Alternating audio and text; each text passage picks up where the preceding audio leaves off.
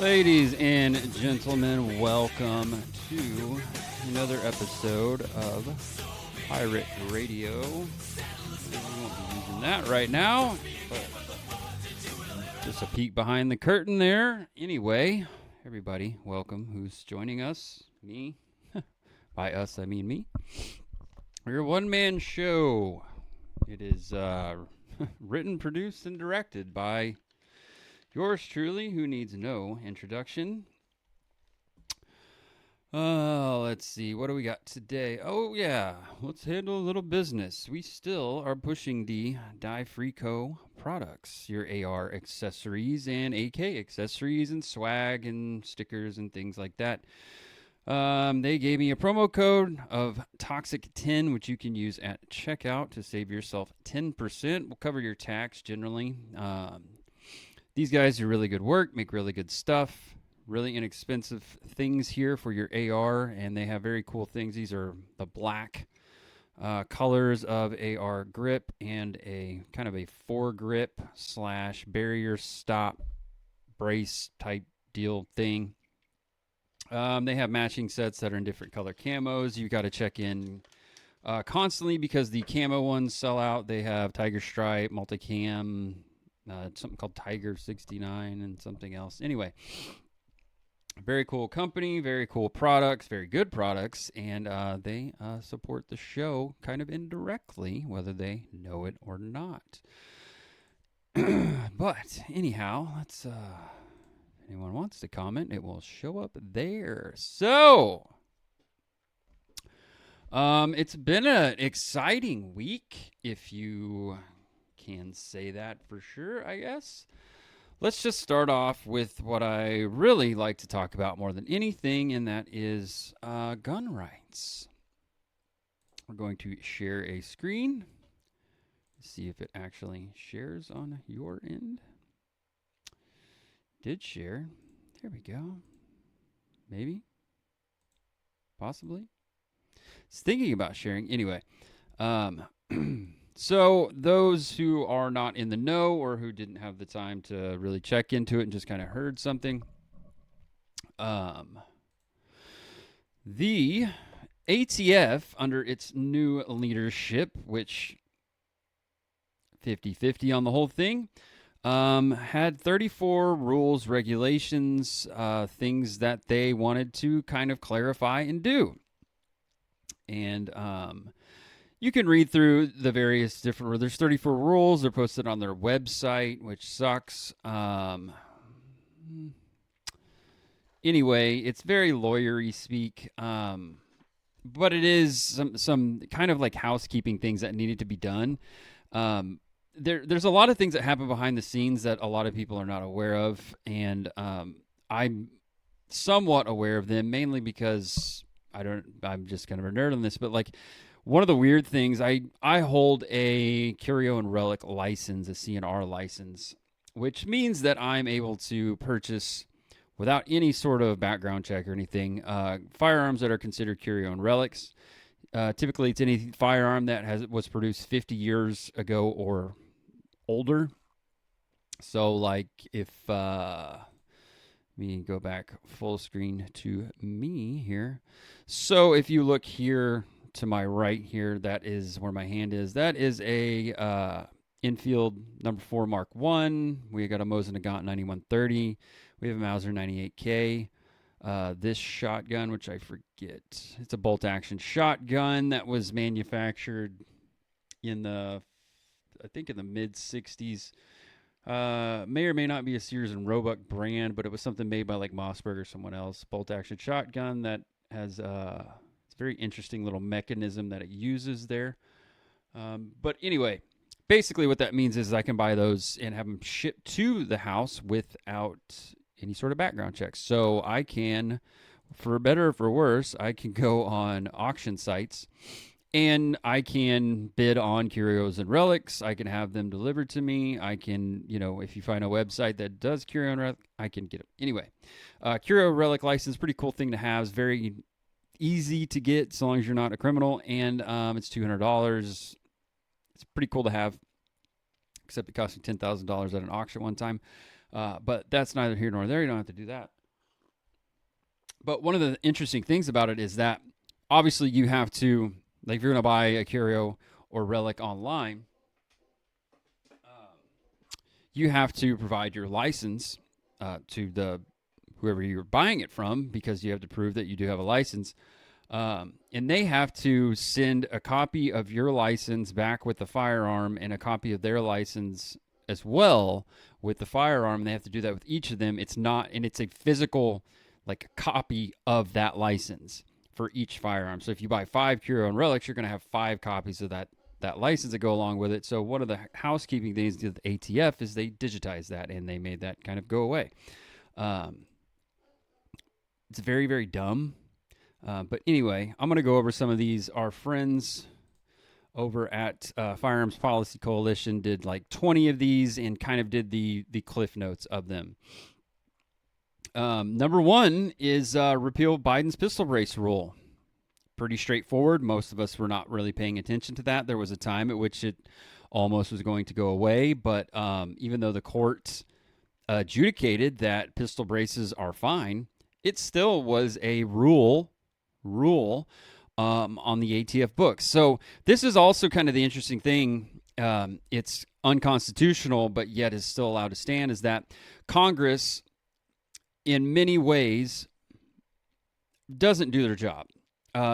Rarely does Congress ever actually do their job. So basically, if you're not familiar, Chevron deference was a thing, which basically was a case that you would defer to the experts, if you will, which would be the 3-letter agencies, ATF, FBI, EPA, things of that nature. So basically what would happen is if Congress didn't have a law on the books, they would just default to them, okay?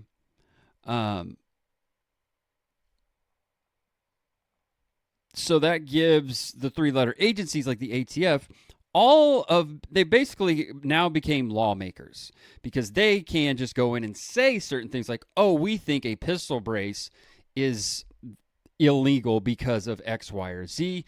You could see this with like the force reset triggers. They can go in and say, oh, this is a machine gun because they'll find some reason, even though it only fires 1 bullet per trigger pull or whatever. And they can't define trigger pull, so their interpretation now becomes a law because Congress abdicated their responsibility many, many years ago and doesn't go over this. So, all that to say, the pistol brace rule, even though the court said it was fine, they finally rescinded the rule, revising the quote-unquote engaged in the business rule. What that really refers to, there's a lot of what were known as like kitchen table FFLs. So disregard my FFL, although it kind of falls under the purview of this. There are folks out there that have traditional federal firearms licenses, which means that they can buy a firearm point blank period. They can buy it from manufacturer, they can buy it from a gun shop, they can buy it from an individual, and they can sell to an individual. And the engaged in the business, that's more like flipping and flopping and trading. What those guys would do is like, you would trade for, or you would buy a pistol, or you'd buy a firearm worth $500. And then you might trade that firearm to another person for another firearm that's of equal or lesser value, or maybe worth more. It's just, people want to trade different things. So you can trade that thing, but you still have to do paperwork. So you're a federal firearms license holder.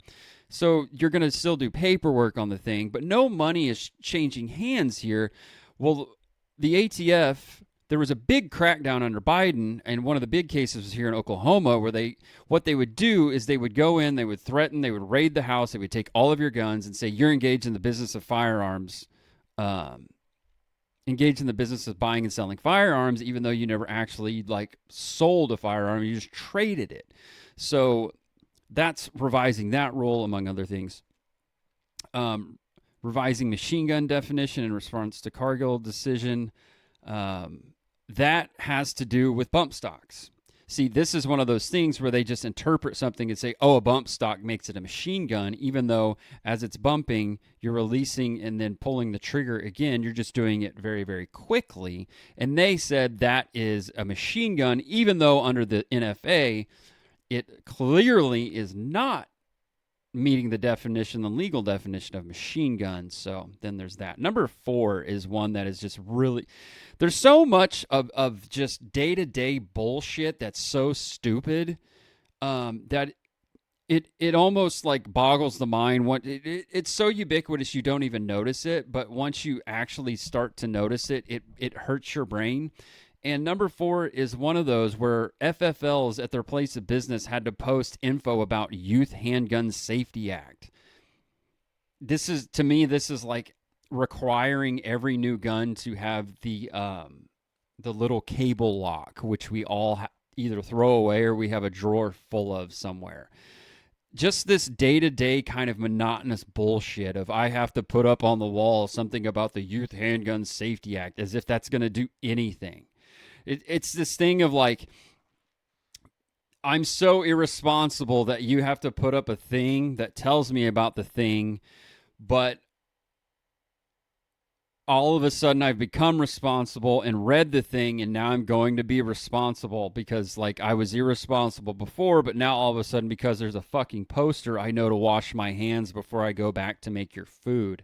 Like, it's one of those things. It's like, it reminds me back in the 80s when it was like you had these multiple like lawsuits of different bands where someone's child committed suicide and they were a Judas Priest fan, and some lawyer in a grieving family found in a song where something sounded like he said shoot, like Rob Halford said shoot, and so like, oh, well, that definitely, I really remember the Ozzy Osbourne one where they tried to sue they did sue Ozzy Osbourne and lost because he had a song called Suicide Solution. And one of the kind of ironic / funny things is I remember someone pointing out, I was like, man, you're so into Ozzy that like he has a song called Suicide Solution and you're so into it and you're just going to do it. And it's like, but you weren't so into Ozzy, you didn't read the liner notes that was like, please don't drink, don't do this, it's bad for you kind of thing. And like, you didn't read the lyrics. It's like, it's talking about not drinking yourself to death. But I digress. So yeah. Number 5, revising the 4473 form, including allowing electronic forms and increase the time NICS checks remain valid. That is a big one. And then that kind of piggybacks with number 6, allow FFLs to keep electronic records. That's a big one, and that will piggyback with number 7, the replace indefinite retention of 4473s with definite time periods of 20 or 30. That's ridiculous. It should be like 2 years. Or I won't get back into all that. And that will piggyback on number 8, which is a really, really big one. And we're going to need a little more clarification, but I'll give you what I believe this to be. Number 8, allow, quote, non-over-the-counter, end quote, firearm sales by FFLs to residents of the same state. So how I interpret this is a lot like what Capital Armory does with suppressors. And if you're not familiar with Capital Armory and what they do with suppressors, which I purchased my Simple Man 7.62 suppressor from Capital Armory. I never left this house to get it. And what I understand that they do, Capital Armory is based in Texas. I am in Oklahoma. So I do all of my paperwork online. I do all of the paperwork through Capital Armory, submit my, you're doing a form 4 for a suppressor. I submit my fingerprints with them on their online kind of customer account application. We do everything online through like a Zoom call and what have you. But they actually have to have a representative in the state that I reside. So they have like piggyback, I don't want to say piggyback, but they have partners in all 50 states apparently. They definitely have one in Oklahoma. So what they do is they are there's an FFL, then there's an FFL with an SOT, Special Operations Tax. I remember what that acronym stands. There's too many goddamn acronyms anymore. We need acronyms from acronyms. But anyway, basically what they do is they do the transfer to that representative in my state, who then actually sends it to me, or they process it, or what they send my paperwork, process it through that representative in my state, and then they're able to ship the suppressor to me. So what I believe that number 8 is going to be is allow non-over-the-counter firearms sales. So you would be able to purchase something through your local gun shop, or like a Cabela's or whatever that's in your town or in your state, online, and do everything online. But also take somebody like Palmetto State Armory, who coincidentally is partnered with Capital Armory. What they're able to do, what I think they would be able to do, is set up the same thing that Capital Armory did. PSA would have a partner in the state you reside. So here they would have one in Oklahoma, even though they're in South Carolina. And I would be able to purchase something from them. It would be processed through their partner here, and then they would ship out the AR or their dagger or whatever I bought, and I never have to leave my house. I don't have to go anywhere.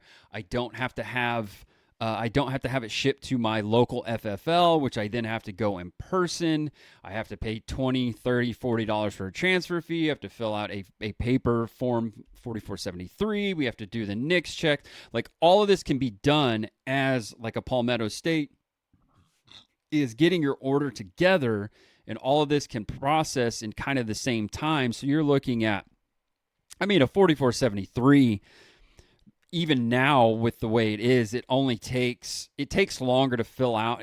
What does it take you guys? Less than 15 minutes from stem to stern, start to finish. Not a big problem, but like, it's just kind of a hassle to try to like go and be there and get the thing and the this and the that. And look, as a guy who just 2 months ago tried to be nice and go to his local gun shop and buy some 300 blackout subsonic ammo, which I did at an inflated fucking price, and then they didn't have a whole lot of it. I am not a fan of local gun shops. I'm sorry. I'm sure they provide some fucking service. I don't know what it is. Other than paperwork, they don't provide me a service for anything. They are they're kind of in my way. Now, that's obviously probably not all local gun shops, but if we take like Palmetto State Armory, for those of you who are not 100% or not hip to why Palmetto State Armory like even exists as what it is, as I understand it, the owner of Palmetto State Armory he's in the gun business, in the gun world, and so he went to gun shows. And if you're like a local gun shop or you have your little gun store with accessories and whatnot, any business, the hardest thing to do is get a customer to come in. So if I can go somewhere where all the customers are and I can take a whole bunch of inventory with me and sell that there, that's pretty ideal. And that's really what a gun show is, a trade show, whatever. So if I can take all of that there, or at least a big chunk of it, and I can sell my stuff there, that's a big deal. If you've basically promised me that somewhere in the neighborhood of 1,000 to 5,000 people are going to come through this place, well, that's pretty damn good. So I'm going to go there. So that's what he did. And so he goes there and he realizes that it's all a bunch of fucking in cahoots, because day one, what happens is it's like the insider show is like on a Thursday. And so what happens is all these guys set up all their stuff, and then they go around and they basically, it's in cahoots of, if there's something super cheap, then this guy buys it from that guy and vice versa, or they trade for it or whatever. And what happened was with the Palmetto State guys is he would go to a gun show and he would have like mag pull mag. So he would do something like, I'm going to get a whole bunch of people to come over here and I'm going to create a buzz around my table or tables. So I'm going to have Magpul mags and I'm going to advertise it. Come to the gun show and you get Magpul mags for like $5 a mag for your AR, right? Something like that. Well, what happened is all the other retards, the assholes, the fuds were like, hey, you can't do that, man. I got Magpul mags for $15 and you're selling for $5. Like, you can't do that. And he was like, what do you mean I can't do that? Like, well, no one's going to buy ours. And he goes, I don't care. And so basically got blacklisted on the gun show side of it. So I'm fucking more than happy to support someone like Palmetto State Armory, whose mission is like to get a rifle in every hands at a price that they can afford, make it more affordable so more people have them. I'm all about it. You can talk about the quality all you want. Don't really care what your fucking opinion is. I've got a lot of trigger time behind Palmetto State stuff, and it is what it is. If you think you're some badass operator that you got to have like a Daniel Defense or a Geisley or a Noveski or something like that, more power to you. It's your money, bro. But whatever. And no shade on those brands, especially Noveski. They make some badass stuff. It's above my pay grade. We're not going to Kandahar. We are not kicking indoors in fucking Ramadi or wherever. Like, we're just shooting trash out back. So, like, I don't know what we're talking about. And all you guys that stay on all these expensive brands, you're not shooting competitions anyway.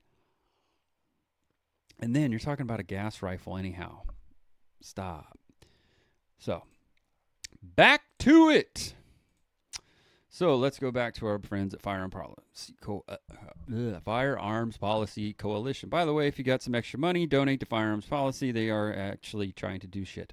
Number 9, repeal interstate NFA transport notice requirement for trips under 365 days, with all others no longer requiring approval before transport. Yeah.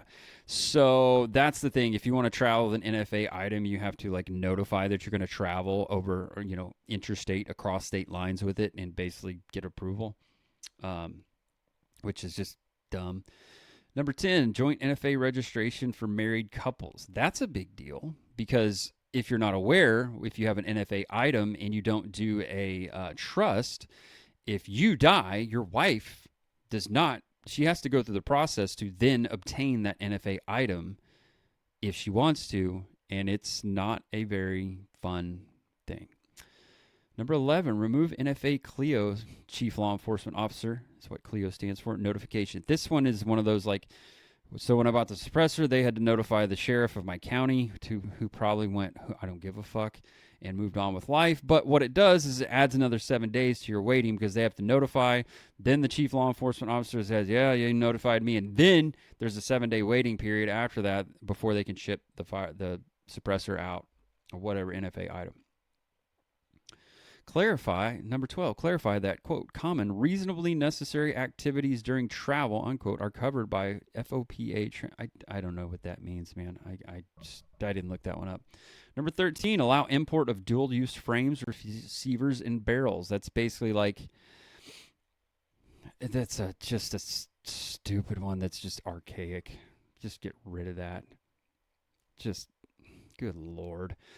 Clarify that, quote, training rounds are not ammunition. That's all right. Didn't even know that was the one. Number 15, eliminate engraving requirement for people making NFA firearms out of existing serialized guns. Yeah. So if you're not familiar with that one, if you do a Form 1 where you want to make an NFA item like an SBR, even though you're going to use, like I did one for a PSA lower, and it has all the identifying marks. It has a unique serial number. It has everything there. I still have to go get it engraved with my information on it, which is just like, why do you have the serial number? Why do I have to submit pictures and the serial number if I have to do this other step? Just nonsensical. Anyway, it's not a big deal. You can get it lasered engraved, usually somewhere between $50. Who gives a fuck? Whatever. I wish I could get it engraved with something cool, but I mean, I could for extra money, but the NFA engraved is just dumb. Anyway. And number 16, clarify that a person receiving assistance in only one functional area, such as financial management, would not, on that basis alone, be considered prohibited under mental health disqualifier. Yeah, that's weird. Why would receiving assistance for financial management disqualify?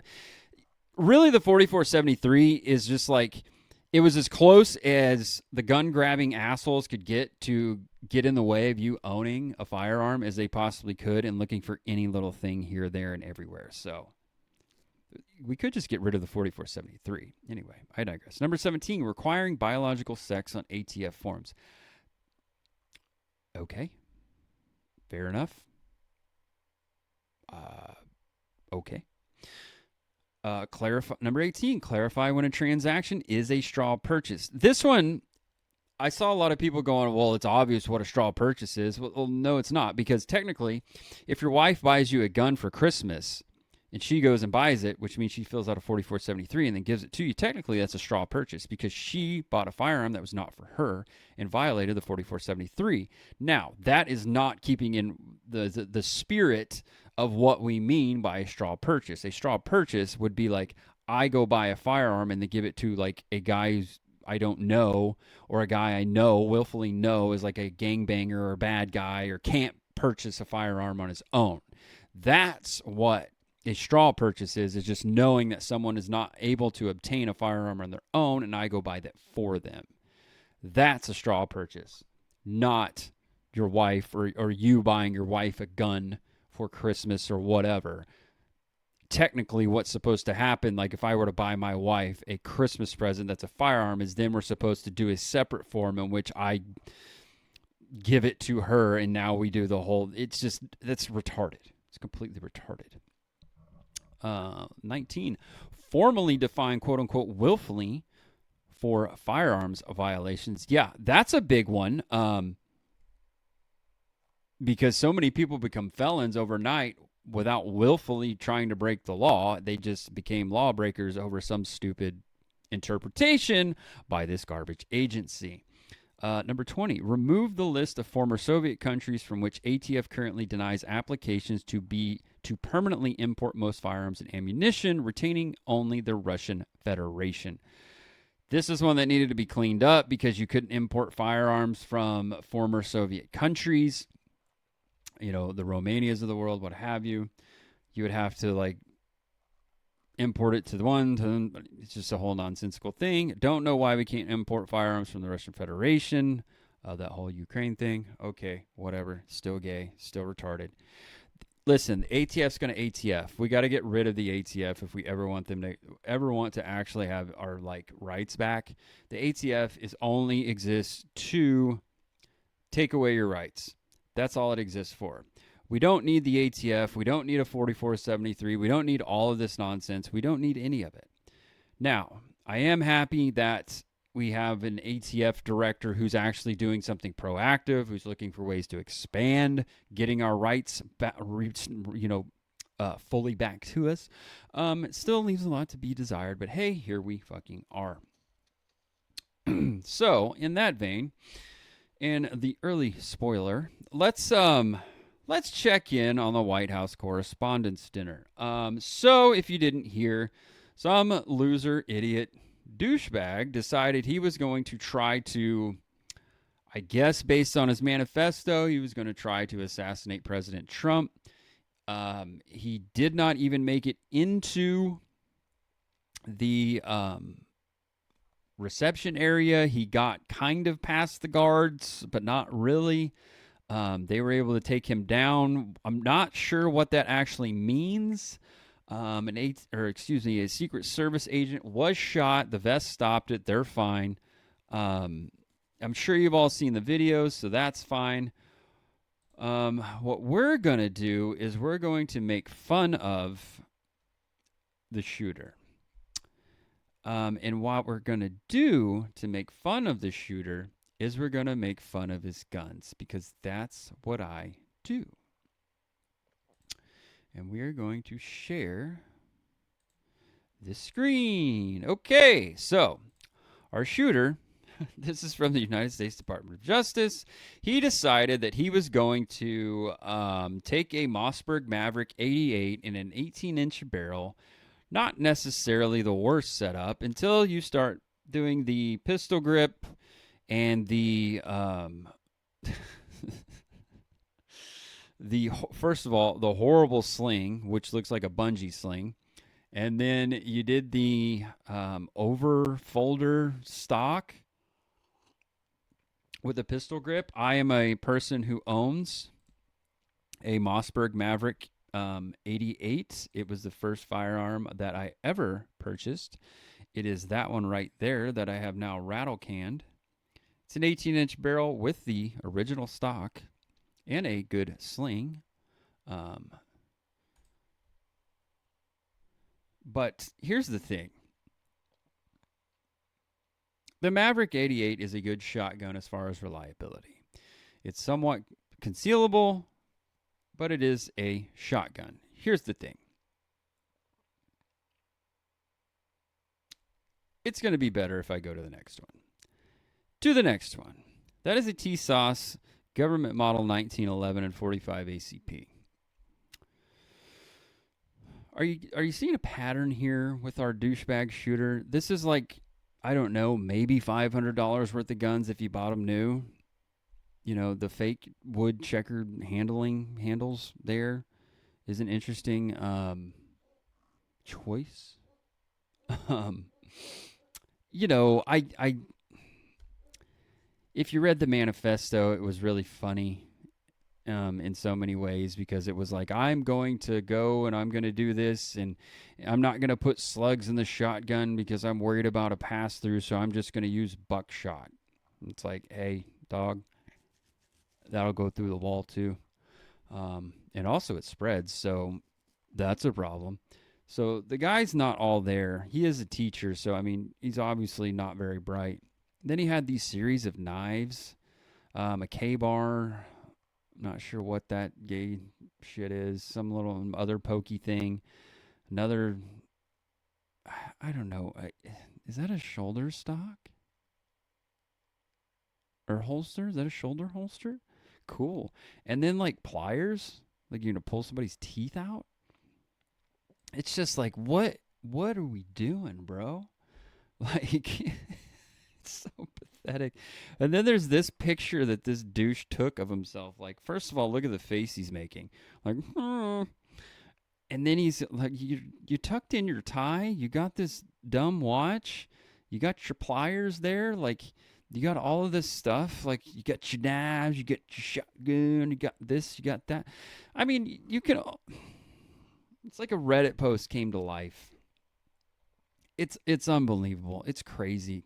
I mean, the dude is obviously crazy. Like, how did you expect this to go, bro? You don't even have a proper belt, first and foremost. Like, you got the K-bar just swinging from, like, your shoulder. You got blade up K-bar. I mean, it's just like, what are we doing here, man? What are we doing? It's just, it's unbelievable how like losery this loser really is. It's unbelievable to me. It's also unbelievable to me that when you watch the video, I don't know, maybe Trump's just, nonchalant because it's happened so many times, or maybe it's because nobody actually made it. This Yahoo didn't make it into the actual dinner area. And the other thing is, like, you can sit there and you go, man, you hear a couple of shots and nobody even really moves. A couple of people move. It's like, well, not everyone is just like hip to gunshots. It could be fireworks. It could be any number of things. You don't know that someone actually heard them. They're not necessarily 100% sure that they heard them. These are outside in the lobby. But again, it's just like, if we go back to like the whole Butler thing and the ineptitude of the Secret Service then, and we're like, oh, well, it's under the Biden administration, blah, blah, blah. So, of course, they're inept, they're this, they're that. And it's like, well, Trump never cleaned house with the Secret Service. He never got rid of anybody. No one got fired over Butler. No one got fired over any number of things. Like, no one got fired over this. Like, this is pretty wild. And I've seen people talking about, well, this is why we have to have the ballroom because the hotel, blah, blah, blah. You're telling me the Secret Service doesn't come in and take over the hotel and take over all the security measures and just, like, throw their dick on the table, like, here's what's going to happen. Courtyard by Marriott or wherever the hell this was held. You don't think that the Secret Service is not in charge. You're supposed to be in charge. Now, obviously, they weren't in charge because this was able to happen. And when you watch the video of him just like running by the magnetometers, it looked like they were taking them down, and everybody just kind of hanging around like, huh, what's going on? Now, obviously, he went running, but it's one of those things of like they did stop him before he got in there. The response was halfway decent, but it's just why was this like why is it not partitioned off? Why is there not like turnstiles? Why is there not like those metal railings? Why is it not just like, okay, no one else is coming in and you just wall it off with some sort of like temporary barrier or something like that? I really don't understand this at all. He was able to just go running through there like he was a fucking deer running down the street. That's the thing that just doesn't make sense to me. You can talk about everyone's response, but people are people, and not everyone's, just waiting for a gunshot to go off so they can get under the table. That's the other thing. Some of the people acted in ways that I thought were somewhat good. Now, it's a chaotic situation because, one, it's just kind of random gunshots that stop fairly quickly, and then the Secret Service is doing their thing. So it's like, which way do you move? What do you do? You see people getting under tables, which is always just like, I don't know what we're doing getting under tables. I understand maybe getting your head down and taking a look. I saw Pete Hegseth got up and like was standing over his wife. There was a couple other guys that did the same thing where they're standing, in between themselves, or they place themselves in between where the shots came from and their loved one or loved ones.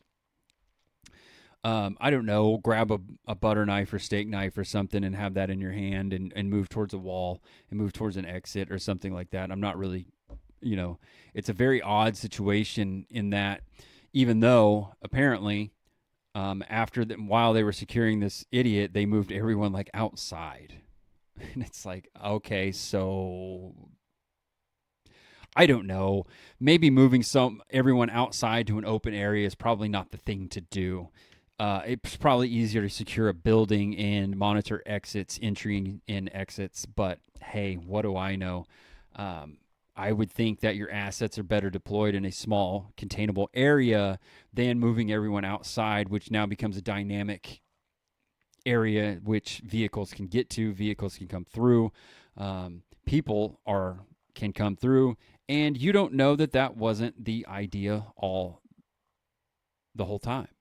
You don't know that the idea wasn't for you to then have everyone evacuate out of like a main exit and someone open fire or set off a car bomb or a improvised, explosive device of some sort, or a vest, or, suicide bomb or anything like that. You don't know, but you moved everyone outside for what reason?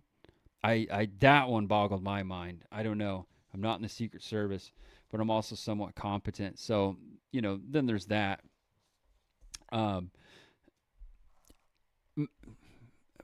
Is what is it going to take for something to happen at the Secret Service, like an actual, one of these guys to be successful and take out a high-ranking official or the president himself? Is that what it's going to take before the Secret Service is like completely like overhauled? It is weird too that like everyone pivoted 3 seconds later from, oh my God, this guy tried to assassinate Trump, to, see, this is why we need a ballroom at the White House. It's like, well, hold on, right-wing influencers. I guess you all got your talking points, and that's what we're talking about now. But like, what? All of a sudden, it's all about a ballroom. That's interesting. So I did want to touch on one thing. I didn't research. I'm going to go off a lot of memory on this next one. But it ties into the regime itself that we currently have and the hostilities over in Iran and just some of the kind of nonsense that I keep seeing that really boggles my mind. I see people who allude to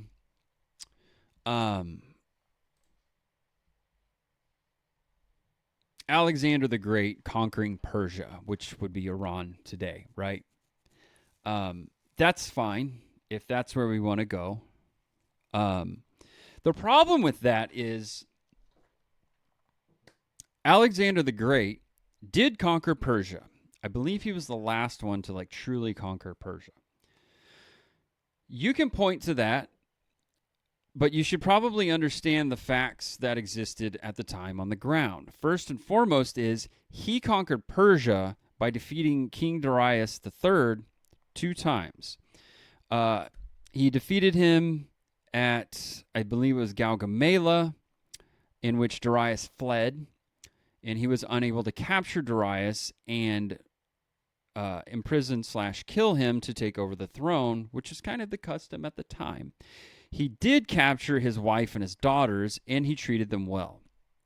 He then pursued Darius, who was able to link up with another one of his many armies. Maybe this was Gaugamela. Either way, the thing is that when he defeated Darius for the second time, which he fled to what is now known as Afghanistan, that last battle took place in Iraq, modern day Iraq, near, I believe, Basra, if I remember correctly. And when Darius fled, he fled some 200 miles in like 5 days. He basically rode out like 5 different horses. He went to the satrap, which was like his cousin in Afghanistan, who upon hearing what he had done, killed Darius because he brought dishonor upon the family. So this is how Alexander the Great conquered Persia. There was no king. He went to the satrap in Afghanistan and said, I'm here for Darius. She told him he was dead. He said, damn. He said, okay, cool. Well, you're going to be loyal to me now because I am conquered Persia. He said, this dishonor, so bad. We're cool. Hang out. That's the thing about Alexander the Great and many, many generals before and after him. The great generals that you've heard of, the great conquerors of the world, is that they were not going to just burn everything to the ground, kill everyone, enslave everyone. If you were cool, they were cool. We don't want to fight. You're going to pay me tribute. You're going to be my subject, my loyal subject. Great. I'll treat you good. You're still in power. Put the knuckles there, pound it out. So even if we say the United States is better militarily than even the great Alexander of Macedon, that's fine. The problem you're going to have is war is fought completely different now than it was under Alexander the Great. And I hear you going, oh, yes, it is. It's so much easier. You just bomb people from the air. Okay, I understand what you're saying. So our lives are not so much on the line as the Macedonian Greeks' lives under Alexander were on the line because you're in pitched battle with swords and pokey things and a bunch of horses stabbing each other. See, that's the problem, is that soldiers understand soldiers die, and we accept it. We don't have to like it necessarily, but we understand that this soldier is going to fight that soldier, and we're going to settle the differences soldier to soldier. The problem comes in is that when you just bomb shit from the air, a whole bunch of civilians get fucked up. Collateral damage. Do you think Alexander the Great or Genghis Khan or Julius Caesar talked about collateral damage? That's a new term.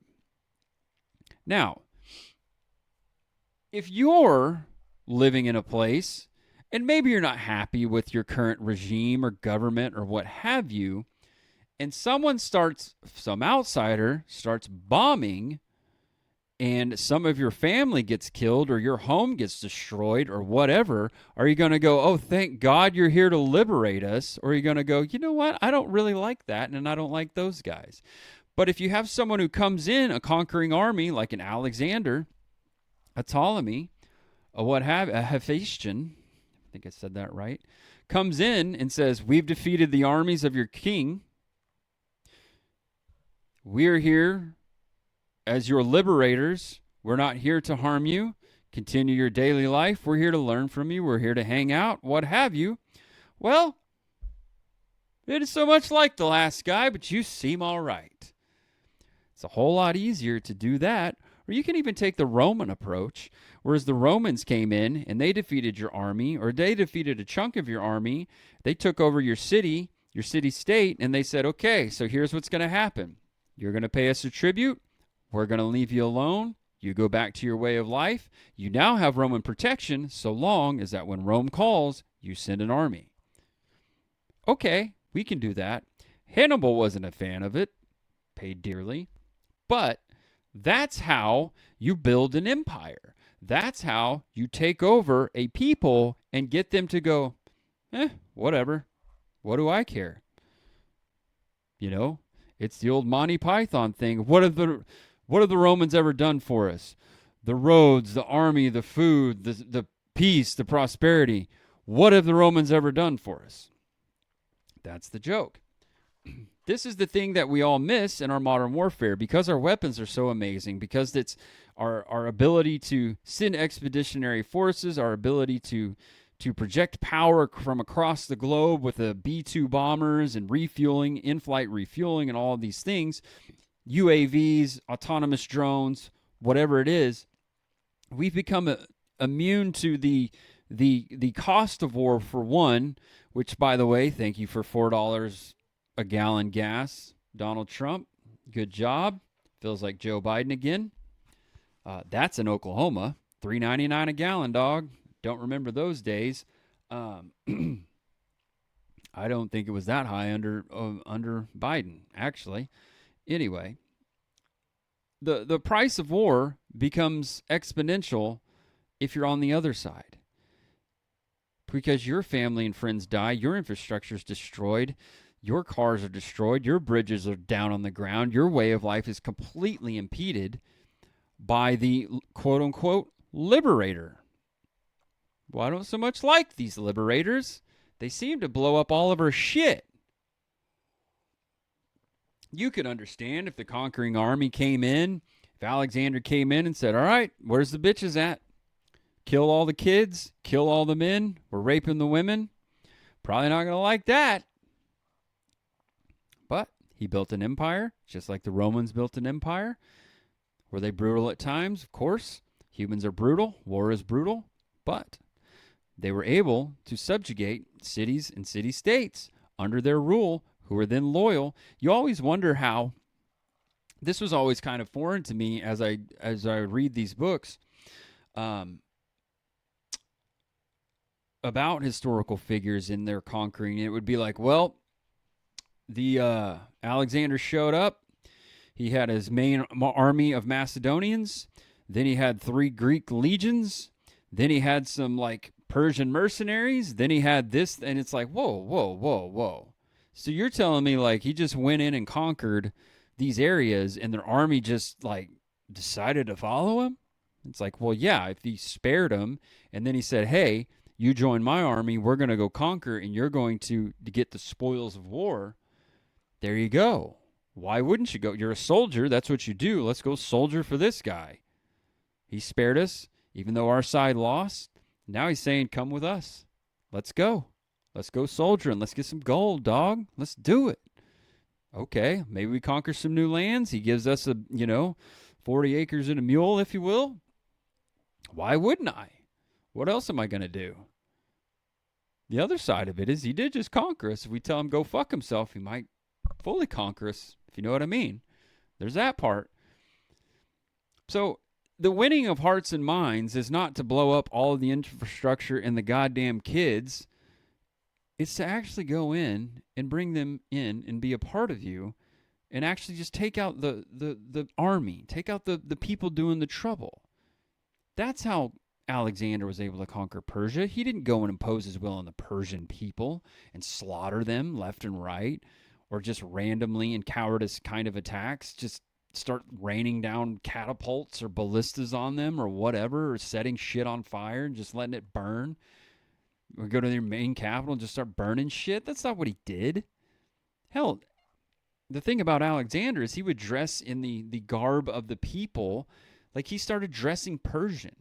Persia was very advanced at the time. He started dressing in Persian clothing. He's the reason that you have this fusion of like Greek and Persian food. If you ever go to a Greek restaurant and you wonder why, like, you have these kind of, baklava, or you have these kind of Persian influences, or you have this kind of cross pollination that just is like, this wasn't Greek, was it? That's why. Alexander is the reason for that. That's why you had this cross pollination of Greek and Persian cultures, because of Alexander the Great. I don't think we're going to have a cross pollination of Persian culture by sending B-2 bombers over there to drop a fucking nuclear weapon or God knows what else. Blowing shit up from the air does not create a peaceful people. It just doesn't work. It just doesn't work. And going boots on the ground and setting shit on fire and tearing down cities and doing all that, trying to nation build, doesn't work either. So we're kind of between a rock and a hard place, and we're, tensions are high, but the bullets aren't flying right now, and perhaps that's the way it should go. Perhaps take the off-ramp, make the deal you got to make, get the Strait of Hormuz back somewhat functioning, and bide your time and move on with life. But this whole idea, the ratcheting up that's going to happen to even do anything is beyond the pale of what the American people will accept. That's just, it's the nuts and bolts of it. But anyway, you could do something really cool, Donald Trump, and you could just disband the ATF. But, there's always, a guy can always dream, I guess. Anyway, it's not been the world's greatest episode. I've been kind of busy. Didn't have a whole lot of time to research things. Last week's episode was really good, though. I was happy about that one. Still, response to last week's episode is no one can answer the questions I asked about the ATF report. Trying to tie the physical firearm and cartridges and bullets to Tyler Robinson. No one's able to do that.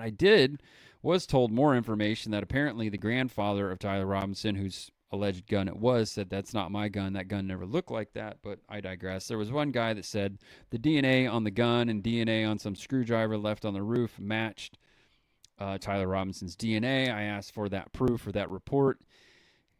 He did the @Grok thing. Can you produce this? Nothing ever came up. So there's still zero proof provided by that guy. I went out on my own to try to find some sort of DNA evidence linking Tyler Robinson to the rifle or to the screwdriver that was allegedly left on the rooftop.